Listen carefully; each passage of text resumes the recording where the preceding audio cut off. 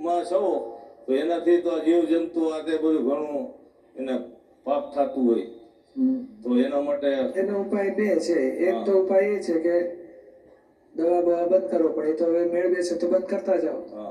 ના બનતું હોય તો પછી મનસુખભાઈ પાસે પ્રતિક્રમણ કરાવો. રોજ જે દાડે દવા છંટાય ને તે દાડે અડધો કલાક બેસીને માફી માંગી લેવાની. એ દાદા ભગવાન આપની સાક્ષી જે જીવોની હિંસા થઈ બધાની માફી માંગુ છું. તમે શુદ્ધાત્મા થઈ મનસુખભાઈ પાસે પ્રતિક્રમણ કરાવો.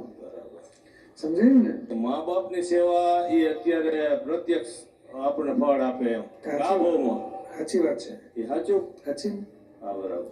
મા બાપની સેવા કરીએ ને તે આબુમાં ફળ મળે ને બહુ આશીષ ઉતરે એમના આશીર્વાદ. એટલે સંજોગ હોય તો કરજો. મા બાપ ને મળે તો સાસુ સસરા હોય તો એ કરાયશું. એ તો બધી બહેનો સમજી જાય કે મા બાપની સેવા કીધી હતી, સાસુ મૂકો પડતી કે છે.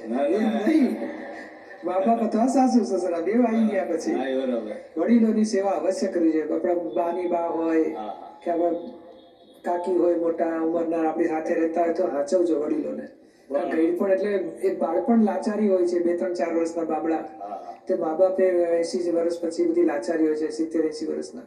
તે એમને મુશ્કેલી ના પડે, દુઃખ ના પડે. એમના શબ્દોમાં વાતે વાતે ભૂલો કાઢીએ, કચકચ કરીએ, કકડાટ કરીએ ના કરાય. એને પરિણતિ બગડે, અવતાર બગડે. આપણે તો એમને આનંદ થાય, સુખ શાંતિ થાય એવું કર્યા કરીએ. અને આપણે કરશું તો આપણું કોક કરશે.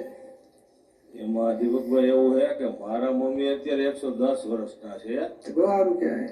અને એની સેવા કરવામાં ક્યારેક કઈક તકલીફ થઈ જાય, કચા ક્રોધ નહીં કરવાનો. ના, એવું તો નો જ થાય. બસ ક્રોધ નહીં આપવા કરવાનો. આખો પરિવાર સેવા કરે છે. બસ બહુ ભાગ્યશાળી બધાય.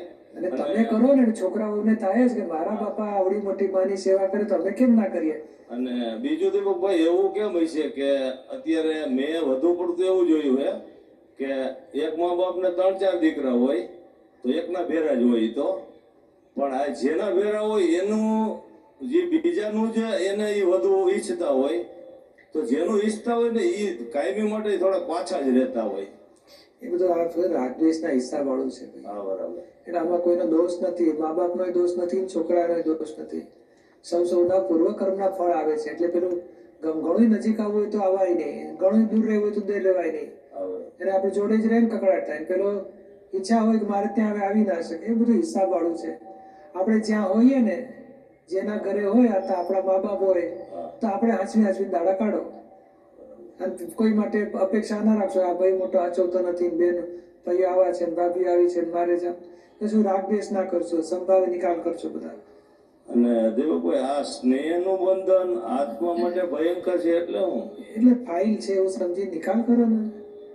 રાગમાંથી અપેક્ષા થાય ને અપેક્ષા પૂરી ના થાય એટલે પાછો દ્વેષ થાય અને એ સંસારના બંધનનું કારણ બને. એટલે હવે આપણે શું કરવાનું? રાગ અને અપેક્ષા અને દ્વેષ એ બધાને પ્રતિક્રમણ કરીએ છીએ, સંભાવે નિકાલ કરીએ છીએ એટલે છૂટી જઈશું. કોમલબેન મહેતા, હિરેન રાઠોડ. જય સચ્ચિદાનંદ દીપકભાઈ. હું પ્રથમવાર તમને પ્રશ્ન પૂછું છું. આવતીકાલે જ્ઞાનવિધિમાં જોડાવાની છું. મારા મનમાં એક પ્રશ્ન છે કે આપણા માટે કોઈ વ્યક્તિ અંગત રીતે પૂર્વગ્રહ ધરાવતું હોય તો આપણે એ વ્યક્તિનો પૂર્વગ્રહ દૂર કરવાનો પ્રયત્ન આપણા તરફથી કરી શકાય? એ જ વાત કરીને નહીં કરવાનું. એટલે સહેજા સહેજ થતો એટલે સમજણ થકી તો આપણે સમજી શકીએ કે પૂર્વગ્રહ દૂર કરવાની કોઈ જરૂર નથી. ખરેખર કેવું ગૂંચવાડા થશે. ગૂંચવાડા એટલે શું? એટલે કે હું ક્યાંક તમારી માટે આવું માનું, તમે ખોટું મારી પર આક્ષેપ મૂકો છો, બોલો આપણો અભિપ્રાય આપણને વાગે પાછો. એટલે સમજણ થકી તો સમજાય છે કે એવું કોઈ સહેજા સહેજ આમાં કેવું છે કે જ્યારે ધારો કે કોઈ માણસ મને માનતો હોય કે આ જૂઠો માણસ છે, પછી વિચાર પ્રશ્ન એવો બને ને કે હું જૂઠું બોલ્યો જ નથી, બોલતો પણ નથી, તો પછી લાગે કે એટલે અંદરથી સતત એમ થયા કરે કે આપણી ઇમેજને ક્લિયર કરવાનો આપણે પ્રયત્ન કરવો કે કેમ? હા, એ બધો અહંકારનો તોફાન જ છે. ઇમ્પ્રેશન પાડવા માટે કરે છે પાછું વધારે ભોગવાશે. એની કરતા તમે સહજ થાવ, સરળ થાવ, બરાબર, અને સહેજા સહેજ વ્યવહાર કરો. પેલી અભિપ્રાય નહીં રાખવાનો મારી માટે આવું જોતા હશે, મારી માટે આવું માનતા હશે, એવું નહીં. સહજ હું શુદ્ધાત્મા છું. તમે કાલે જ્ઞાન લેશો ને પછી સરસ સમજાશે હું શુદ્ધાત્મા છું. કોમલબેનને કહો સરળતાથી વ્યવહાર પૂરો કરો, અથવા તો સાદા શબ્દોમાં ફાઇલ છે સંભાવે નિકાલ કરો. અભિપ્રાય નથી રાખવાનો કે મારી માટે લોકો શું માનતા હશે. એ જાતનું આપણું માન હોય છે અને આપણી બુદ્ધિ શોધખોળ જ કરતી હોય છે કે મારે કેવું રહેવું, મારી માટે કેવું માનશે, ખરાબ માનશે તો આવું માનશે તો હું એવી છું નહીં, અરે તમે એવા છો જ નહીં, એ જ માને છે લોકો. તમે આત્મા છો એ રૂપે રહેતા નથી, અને કોમલબેન તરીકે રહો છો, પછી લોકો ગમે તેવું માનવાના જ છે, અભિપ્રાય આપશે જ. જ્યારે તમે આત્મા રૂપે થશો ને પછી તમને માટે અભિપ્રાય પણ લોકોના પડી જશે. જય સચ્ચિદાનંદ. જય સચિદાનંદ. શું નામ છે? ધીરજભાઈ. બોલો. ગ્રંથિ બીજનું ઉત્પત્તિ સ્થાન શું છે? એ કઈ ગ્રંથિની વાત પૂછો છો? આ બધી અંદર ગ્રંથિઓ ઉત્પન્ન થયા રાખે. હા, ક્રોધ ને માન ને બધી એ ને, હા, એ બધી અજ્ઞાનમાંથી ઊભી થાય છે. તો એને અજ્ઞાન તો ગયા ભાવમાં હતું, પછી રાગ દ્વેષ કર્યા, ક્રોધ માન માયાલોભ કર્યા, એ પરમાણુ બધા ચાર્જ થઈ પછી આ ભાવમાં ગ્રંથિ રૂપે ફળ આપે પછી. તો શું પૂછવું છે? દાદાએ આપને આત્માનું ભાન કરાવી અને સ્વરૂપનું ભાન કરાવ્યું, છતાંય આ ચિત્ત રૂપને કેમ પકડે છે? હે? દાદાએ આપણને આ સ્વરૂપનું જ્ઞાન કરાવ્યું, આપણે આપણું સ્વરૂપ સમજ્યા કે હું શુદ્ધ આત્મા છું, છતાંય આ ચિત્ત એ રૂપને કેમ પકડે? એ તો પકડે જ ને, એ ડિસ્ચાર્જનો ભાગ છે. એ જીવરાજભાઈનો ભાગમાંથી આ બધું ડિસ્ચાર્જ અશુદ્ધ ચિત્ત બધું રૂપને પકડે છે. તો આપણે જાગૃતિ રાખવાની કે ડિસ્ચાર્જ જીવરાજભાઈ કાન પ્રતિક્રમણ કરો, શુદ્ધાત્મા જુઓ, ત્રિવિઝન ગોઠવો, એ બધું જ્ઞાન ગોઠવ કરવાનું, એટલે જૂનો ભરેલો માલ ખાલી થતો જશે, પછી નવું બગડતું બંધ થઈ ગયું હશે. અમારા 60 વર્ષ છે અને ધીરજભાઈને 60 વર્ષ છે. કાકડાવાળા ગંગારામભાઈને ભેરા છે, મને કેમ ભેરા નથી? શું? ગંગારામભાઈને તો વહેલા અમે એક જ ગુરુના શિષ્ય હતા. કઈને એમ જ જ્યારથી મળ્યું ત્યારથી આ સાચવી લેવાનું હોય. કેમ ન મળ્યું એ સંજોગ બતાવ. આપણે ચા પીવા રહ્યા આવીશું ત્યારે હવે ગાડી જતી રહે, બીજી ટ્રેન મળે ત્યારે બેસીને જતા રહેવું હવે. એટલે કઈ ખૂબ મોડું થયું નથી, હજુ આપણે મોક્ષે પહોંચવાની ટ્રેનો ચાલુ છે, બેસી જવાનું હવે. શું? જય સચિદાનંદ. જય સચ્ચિદાનંદ. ભગવાન એક છે તો ધર્મો આટલા બધા કેમ? મારો પ્રશ્ન. અનંતાબેન, ભગવાન એ છે. ડોક્ટરી લાઈને કહો છો કેટલી કોલેજો નથી હોતી, અને કોલેજમાં જો ને 10મી સુધી બધા હરખા, 11માં 12માંથી પછી વિભાજન પડે, એન્જિનિયરિંગ ને ડોક્ટરી, પછી આર્ટ્સ ને સાયન્સ ને કોમર્સ ને બધી લાઈનો જુદી હોય, પછી બધા PhD પાછા થાય. તો આ ડેવલપમેન્ટ છે જુદું જુદું. ભગવાનનો સાક્ષાત્કાર થતા સુધી જુદા જુદા માર્ગે બધા ચડી રહ્યા છે, પણ ડેવલપ થતા થતા થતા છેવટે આત્માને પામશે, ત્યાં પછી જુદાઈ નહીં રહે, પછી એક થઈને ઉભા રહેશે. પછી જે ભણે છે ને એ રીતે આ ભણતર જ છે, સંસારમાં ડેવલપમેન્ટ થાય છે. અને છેવટે મૂળ ભગવાન તપાસ કરો. મહાવીર ભગવાને આત્માને જ ભગવાન કહ્યો, પરમાત્મા કહ્યો. કૃષ્ણ ભગવાને પણ અર્જુને જ કહ્યું આત્મા શું પરમાત્મા. બધાએ મૂળ પુરુષોએ ભગવાન આત્માને જ કહ્યો છે. અને બધા મૂળ પુરુષો આજે દાદા ભગવાનનો પંથ ઉભો થઈ જાય કે દાદા ભગવાન વાળા આવે, તો દાદા ભગવાન કોઈ પંથમાં હતા નહીં, એ કૃષ્ણ ભગવાને કોઈ વાડા સંપ્રદાયમાં હતા નહીં. એમણે આત્માને જ ઓળખવાની વાત અર્જુનને આપી હતી. એને ફોલોવર્સ, પછી અમે કૃષ્ણ ભગવાનને માનીએ, અમે વૈષ્ણવ કે છે. સમજાય ને? એ રીતે આ જગતમાં બધું થઈ જાય છે. બાકી મૂળ પુરુષોમાં ભેદ હોતા નથી. એનું તત્વજ્ઞાનની વાતમાં કોઈ જુદાઈ નથી. આ વ્યવહાર ઉભો થઈ જાય છે. અમે દાદા ભગવાન વાળા, અમે મહાવીર ભગવાન વાળા, અમે કૃષ્ણ ભગવાન વાળા, બધું લોકો વાળા ઉભા કરી નાખે. બીજો પ્રશ્ન કે મોક્ષ એટલે શું ને મોક્ષ કેવી રીતે મળે? તમામ દુઃખોથી મુક્તિ એ પહેલો મોક્ષ, અને જન્મ મરણના ફેરાથી મુક્તિ એ છેલ્લો મોક્ષ. તો અહીંયા તમામ દુઃખોથી મુક્તિ ક્યારે થાય? તો કે અજ્ઞાન જાય ત્યારે. આત્મજ્ઞાન થાય ને એટલે દુઃખોથી મુક્તિ શરૂઆત થાય છે. તો કેવળ જ્ઞાન થાય, પછી નિર્વાણ થાય, એટલે છેલ્લો મોક્ષ આવશે. જય સચિદાનંદ. બીના વ્યાસ. જય સચિદાનંદ. મારો પ્રશ્ન છે કે આપણી અપેક્ષાઓ પૂરી ન થાય કે મોહ પૂરો ન થાય ત્યારે આપણને ગુસ્સો આવી જાય, અને ગુસ્સો આવતા હોય ને ત્યારે આપણે બોલતા બોલતા અંદર એવું થાય કે આ તને કેવું ન જોઈએ પણ તમે સમજો તો સારું, તો ત્યારે આપણને એનાથી દોષ લાગે તો ખરો જ ને. બીજા દુઃખ પહોંચે એટલે દોષ લાગે છે. તો અને આપણો મોહ જ એ જ દોષ છે. હા, પણ એના આપણું માટે ધાર્યું ના થાય, અપેક્ષા પૂરી ના થાય, એ આપણા જ દોષો છે. આપણે શું જાગૃતિ? એ ધીમેથી અપેક્ષા ઓછી કરી દો. મોહ પણ ઉગાડી નાખો કે ભાઈ મળ્યું તો વ્યવસ્થિત, ના મળ્યું તો કરેક્ટ. એટલે આપણે શું છે, જ્ઞાનથી જઈશું ને. તમે જ્ઞાન લીધું ને, હા, જ્ઞાન. તો જ્ઞાનથી જાઓ ને કે અપેક્ષા બીનાને છે તો કેવાનું અપેક્ષા ઉપાડી લે, વ્યવસ્થિતમાં જે હોતે બોલે. અપેક્ષા પૂરી ના થાય ને તો દોષિત નથી જવા. અપેક્ષા તો ઊભી થઈ જશે, પછી ખબર પડશે ના પૂરી થઈ તો અકળામણ થઈ. અને મોહ પૂરો ના થાય ત્યારે ખબર પડશે આ મોહ ઊભો થઈ જશે, પણ ના પૂરો થાય ને ત્યારે ગોઠવી દેવાનું જ્ઞાન કે ના બન્યું એ વ્યવસ્થિત, અને મારે મોં તોડવો તો વ્યવસ્થિત તોડી આપે, ઉપકાર માનો.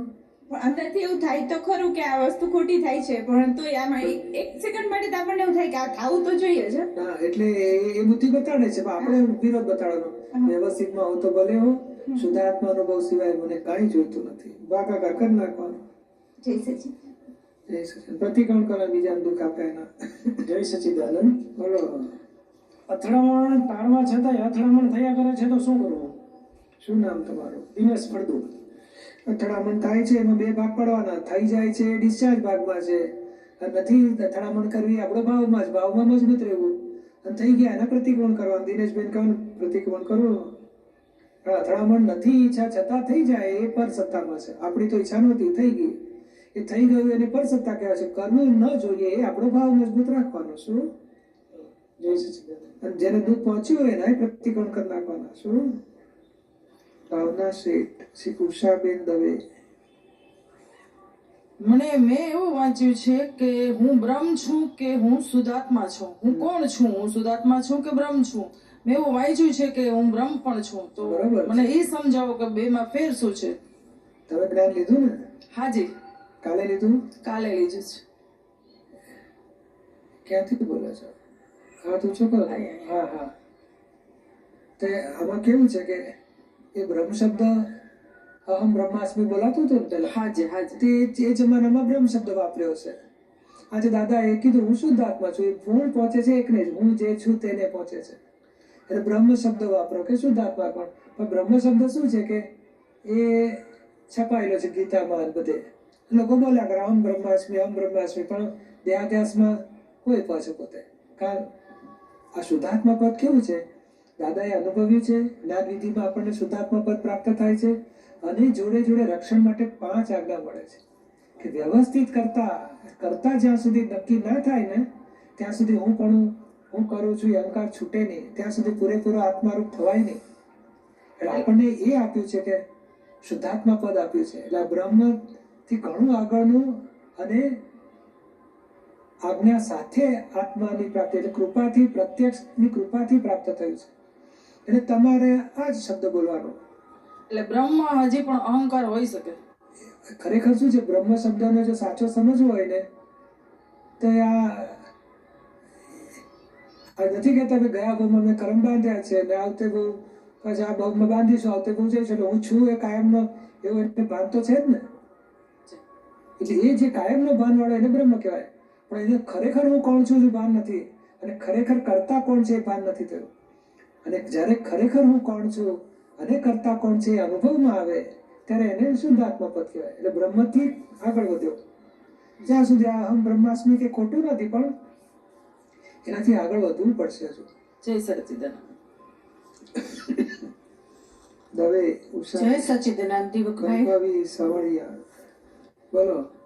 કાલે જે મેં જ્ઞાન લીધું ત્યારે જ્ઞાન લેતી વખતે મારું ચિત્ત બીજે ફરતું હતું. તો શું મેં આ જ્ઞાન લીધું કહેવાય? હા, તમે લીધું જ છે જ્ઞાન. તમે જાણો કે આ ઉષાનું ચિત્ત, શું નામ તમારું? દવે ઉષાબેન. હા, તો ઉષાબેનનું ચિત્ત આગુ પાછું થયું. તમે જોયું ને પાછું કે ચિત્ત આગુ પાછું, તમે ના બોલ્યા અત્યારે કે ચિત્ત આગુ પાછું થતું હતું. મેં જોયું. તમે આત્મા થઈને તમે જોયું. એટલે તમે જુદા છો ને ચિત્ત જુદું છે. મને અસ્થિર રહેતું હતું તો એ જોયું તમે.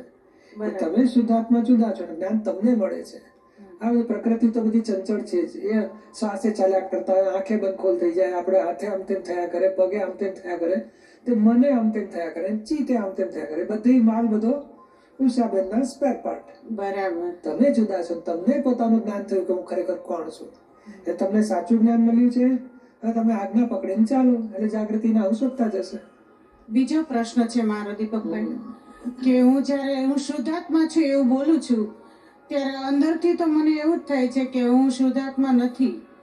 તો આ હું બોલું છું એ બરાબર? ના, તમે શુદ્ધાત્મા છો જે નથી કેનારા બધા બુદ્ધિને લગાડો છે. એ લોકોને શું સંસારમાંથી આપણને બહાર જવા દેવા નથી.